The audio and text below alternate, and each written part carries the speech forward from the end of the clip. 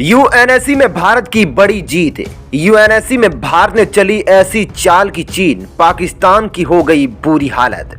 UNSC में भारत ने मारा ऐसा पंजा कि चीन पाकिस्तान मांग रहे माफी। जी हां दोस्तों, भारत के दो पड़ोसी देश चीन और पाकिस्तान ने हमेशा भारत को एलएसी और एलओसी सीमा दोनों ओर से घेरने की कोशिश करी है। लेकिन दोस्तों, भारत भी वो खिलाड़ी है जो अकेला ही इन दोनों पर भारी पड़ता है। लेकिन दोस्तों, यह तो हम सब जानते हैं कि चीन और पाकिस्तान भारत से सीधे सीधे पंगा नहीं लेते, क्योंकि उन्हें पता है कि भारत को अकेले में हराना उन दोनों की बस की बात नहीं है। इसलिए दोस्तों, चीन और पाकिस्तान हमेशा से भारत पर तीसरे ग्रुप से हमला करवाते हैं ताकि चीन और पाकिस्तान का नाम सीधे तौर पर ना आए। लेकिन दोस्तों, अब यूएनएससी में स्पेशली भारत को ऐसी पावर दी है कि चीन और पाकिस्तान की लंका लग चुकी है।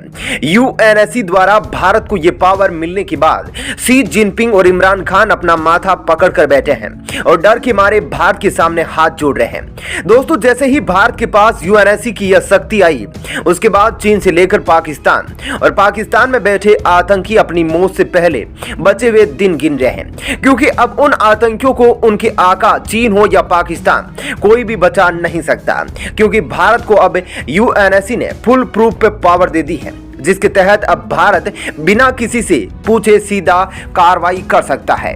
दोस्तों, आखिर क्या पावर मिल गई है भारत को यूएनएससी से, और क्यों भारत को यह पावर मिलने के बाद चीन और पाकिस्तान दोनों की हालत बुरी हो चुकी है? क्यों दोनों देश अब भारत के सामने हाथ जोड़कर भीख मांग रहे हैं? यह सब मैं आपको बताऊंगा, इसलिए दोस्तों वीडियो पर अंत तक बने रहे। दोस्तों, 1 जनवरी 2022 को कुछ ऐसा हुआ जिससे अभी तक पूरा भारत अनजान है।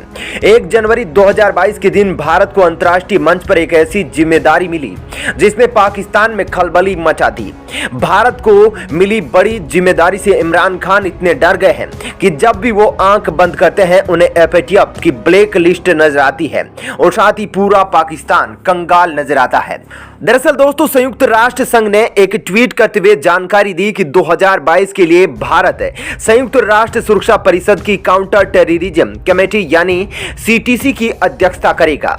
दोस्तों, इस पावर की क्या अहमियत है, इसका अंदाजा इसी बात से लगाया जा सकता है कि भारत को यह मौका करीब 10 साल के लंबे इंतजार के बाद मिला है। इससे पहले भारत ने आखिरी बार 2012 में इस कमेटी की अध्यक्षता की थी। काउंटर टेररिज्म कमेटी की अध्यक्षता करना भारत के लिए काफी अहम है, क्योंकि भारत लगातार पाकिस्तान और चीन के द्वारा फैलाए जा रहे आतंकवाद को झेल रहा है। इसीलिए भारत की अध्यक्षता से सबसे ज्यादा परेशान पाकिस्तान और चीन ही है, क्योंकि पाकिस्तान में तो लगभग हर चौराहे पर आतंकवादियों ने अपनी दुकान खोल रखी है। उसे इस बात का डर सताने लगा है कि भारत किसी भी समय पोस्ट पर बड़ी कार्रवाई कर सकता है। वहीं दोस्तों, चीन भी भारत के सामने अब थर-थर कांपने लगा है और चीन को यह अब डर सता रहा है कि भारत म्यांमार में चीन द्वारा समर्पित उग्रवादी संगठनों की लिस्ट बनाकर सबूत इकट्ठा करके चीन पर बड़ी कार्रवाई ना कर दे।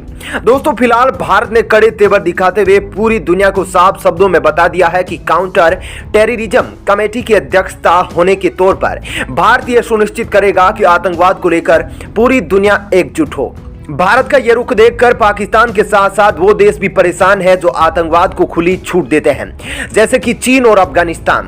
दोस्तों, मैं आपको याद दिला दूं कि जब पिछले साल अगस्त के महीने में भारत को 1 महीने के लिए संयुक्त राष्ट्र सुरक्षा परिषद की अध्यक्षता मिली थी, तब भारत ने पाकिस्तान को कड़े शब्दों में चेतावनी दी कि पाकिस्तान अपने देश में पल रहे आतंकवादियों को खत्म करे और पीओके को तुरंत खाली कर दे।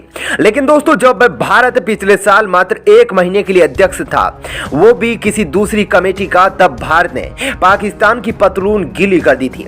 लेकिन इस बार भारत पूरे 1 साल के लिए काउंटर टेररिज्म कमेटी का अध्यक्ष बन गया है, जिसकी वजह से पाकिस्तान, अफगानिस्तान और चीन खास तौर पर परेशान है।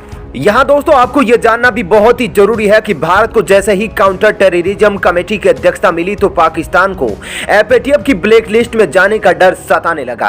आपको बता दें कि अभी पाकिस्तान एफएटीएफ की ग्रे लिस्ट में है। यह अनुमान लगाया जा रहा है कि पाकिस्तान पिछले ही साल एफएटीएफ की ब्लैक लिस्ट में आ जाता, लेकिन बार बार उसे तुर्की बचा लेता था। लेकिन अब तो खुद तुर्की भी एफएटीएफ की ग्रे लिस्ट में शामिल है और उसने धीरे धीरे पाकिस्तान से दूरी बनाना शुरू कर दिया है। आसान भाषा में कहे चाहिए तो पाकिस्तान के लिए अब मुश्किलें ज्यादा बढ़ गई है और अगर पाकिस्तान ब्लैक लिस्ट में आ गया तो उसकी बर्बादी तय है, क्योंकि न तो पाकिस्तान को कोई आर्थिक मदद देगा और न ही कोई देश पाकिस्तान के साथ खड़ा होगा। यानी आने वाला 1 साल पाकिस्तान के लिए किसी बुरे सपने से कम नहीं है।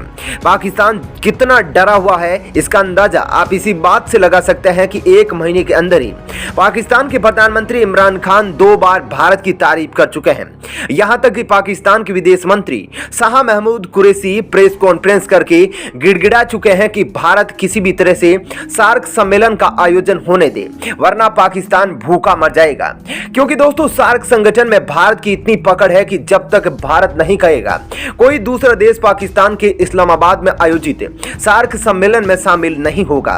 इसलिए पाकिस्तान के विदेश मंत्री शाह महमूद कुरैशी ने भारत से हाथ जोड़कर विनती कर कहा कि भारत अगर नहीं आना चाहता तो पाकिस्तान को कोई दिक्कत नहीं, आप वीडियो कॉन्फ्रेंसिंग के माध्यम से वर्चुअली इसमें शामिल हो जाइए। वहीं दोस्तों पाकिस्तान की यह हालत देख अब शी जिनपिंग भी अपने बाल खुजा रहा है, क्योंकि भारत ने साफ कह दिया है कि आतंकवाद का साथ देने वाले देशों को भी भारत नहीं छोड़ने वाला। भारत की इस चेतावनी के बाद इस छोटी आंख वाले शी जिनपिंग की आंखें फटकर बाहर आ गई है और चीन अब मुंह छिपाते फिर रहा है, क्योंकि दोस्तों अब भारत चीन को हर जगह से घेर कर मारेगा। और यह बात अब चीन भी अच्छे से जानता है कि भारत अब चीन द्वारा समर्पित उग्रवादियों के हाथ धोकर पीछे पड़ गया है और उनकी पूरी कुंडली निकाल रहा है।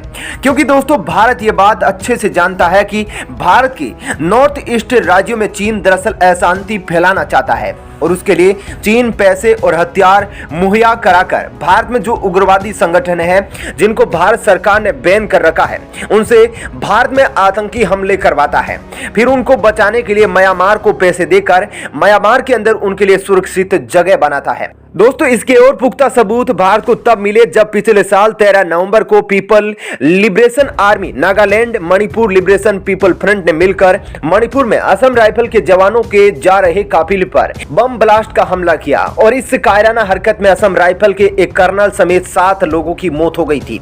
इसके बाद दोस्तों भारत की सेना और नेशनल इन्वेस्टिगेशन एजेंसी तुरंत अपने काम पर लग गई और अगले ही दिन इन उग्रवादी संगठनों के 3 आतंकवादियों को ढेर कर दिया, जिसके बाद पता चला कि बाकी उग्रवादी मणिपुर के रास्ते म्यांमार में जाकर छिप चुके हैं और उनको वहां पर चीन बंदूकें और पैसा मुहैया करा रहा है। जिसके बाद दोस्तों अब भारत ने पाकिस्तान की तरह चीन को भी लपेटे में लेना शुरू कर दिया है और दिन पर दिन भारत चीन और इन उग्रवादी संगठनों के बीच के समझौते और मनी ट्रांसफर नजर रख रहा है, क्योंकि अगली बार जो एफएटीएफ की मीटिंग होने वाली है वो अगले ही महीने है और भारत अब चीन का भी वही हाल करने वाला है जो तुर्की का किया था। अब दोस्तों भारत चीन और पाकिस्तान को एक साथ लंका लगाने के लिए तैयार है। बेशक चीन को एफएटीएफ की ग्रे सूची में लाना अभी मुश्किल है, लेकिन एफएटीएफ की मीटिंग में चीन के खिलाफ सबूत रखकर भारत चीन को तगड़ा झटका तो दे ही सकता है। और अगर सबूत पुख्ता निकले तो चीन इस बारे में कोई सफाई भी नहीं दे पाया तो भारत, अमेरिका और फ्रांस ये तीनों मिलकर चीन और पाकिस्तान को अगले महीने होने वाले एफएटीएफ की मीटिंग में वाट लगाने को तैयार है। तो दोस्तों अब भारत चीन और पाकिस्तान को एलएसी और एलओसी पर धो ही रहा है, लेकिन अब आतंकवाद के मुद्दे पर भारत इन दोनों देशों को तबाह करने वाला है। तो दोस्तों इस पूरे मुद्दे पर आपकी क्या राय है? आप अपनी राय हमें कमेंट बॉक्स में लिखकर दे सकते हैं। जय हिंद।